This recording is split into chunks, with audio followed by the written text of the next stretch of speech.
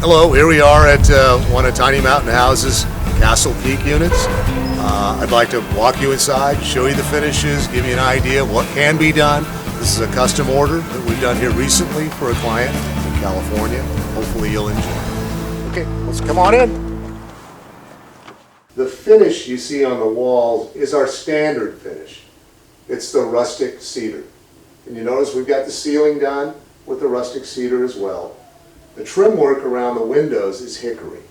As we walk into the restroom, what you'll see, once again, standard finishes, standard cabinets. We added the white beadboard walls in this particular bathroom. The RV toilet, the seat size is the same as a standard residential toilet. The big difference is the amount of water that it uses. It uses 1 3/4 quarts of water per flush versus a residential at almost 2 gallons. This is our standard 48-inch shower. It's fiberglass, and you'll note it has 2 seats.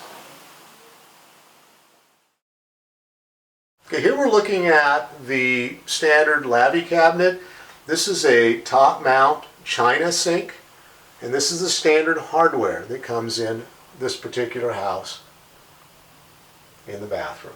This is a 10 cubic foot stainless refrigerator that we option in this particular build quite a bit. The standard is an under-the-counter 3.1. The cooktop is a 2-burner electric. This is our standard cooktop. A range hood, as you look above that cooktop, is standard in all of our houses. That's a 24-inch. And this particular unit is manufactured by Braun. These are standard. We've got a multitude of colors, but these are standard finish countertops and backsplash. That's a 4-inch backsplash you see there. The sink, this is our standard sink. It's a top mount 24-inch stainless steel with a sink depth of 8.5 inches. Residential all the way.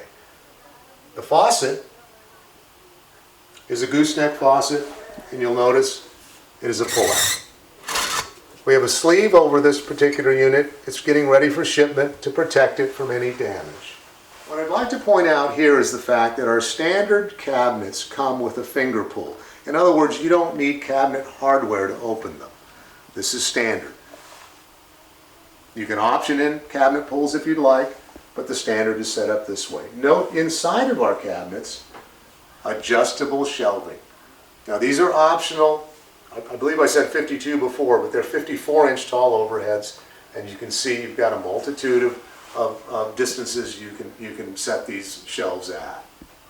These are European style hinges, means they're hidden hinges. They're not exposed once the door is closed. Here we see our convection commercial oven.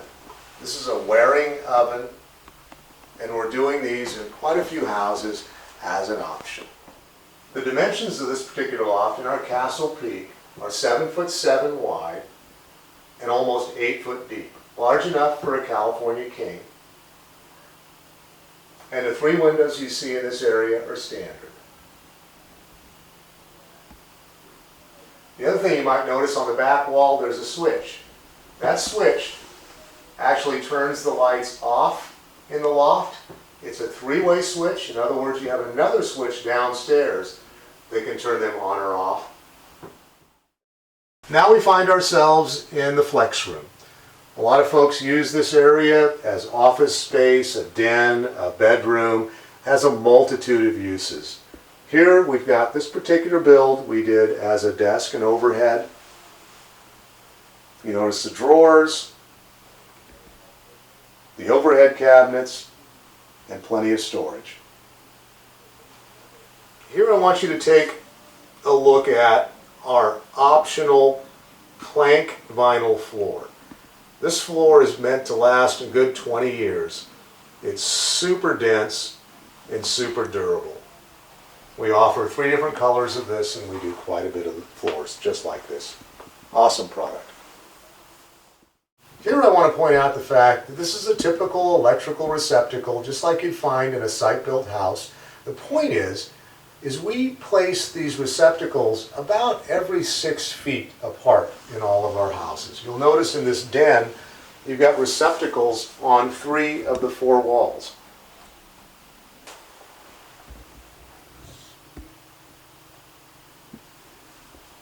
Here I want to just point out simply the fact that all of our downstairs windows come standard equipped with metal mini blinds. What you're seeing here now is our standard window. These windows exceed any requirements for a site-built house. And what we're doing is using them in an RV. So they far exceed anything that's required in a travel trailer / RV. Notice these windows, they're low E glazing and they're argon gas filled. Some of the best windows you can actually buy. Here you see our typical main panel box. In the Castle Peak, we're usually a 50 amp service at 220 volts. We can build 30 amp by simply adding more propane / gas appliances in order to minimize the electrical draw. We are a certified RV builder under the RVIA certification. And what you're looking at here is their seal. That ensures the fact that we meet all the requirements for an RV / travel trailer. What we're looking at here is our entry cabinet of our Castle Peak, and more times than not, we're modifying this cabinet to what you see now. We call it, there's those shoe cubbies below, they're 8 inches apart, there's 3 shelves there to put your shoes in. And then as you open this cabinet, an open area here that you can actually install hooks to put coats in, or I can simply add additional shelving for storage, for linens, etc. And it's all up to you. All of our houses are equipped to meet code. Part of the code requires us to install a fire extinguisher, and that's what you see right here. Another feature you see is a smoke detector. These are the same smoke detectors you would see in a site-built home. They're installed standard in every single one of our tiny mountain houses. This is the window to our loft, or I should say in one of our lofts. You notice that it's a red handle that indicates this is an egress or escape window that's mandatory on any tiny house built under the tiny, or I should say under the RV code. You'll always find this type of window in any sleeping area of any tiny mountain house.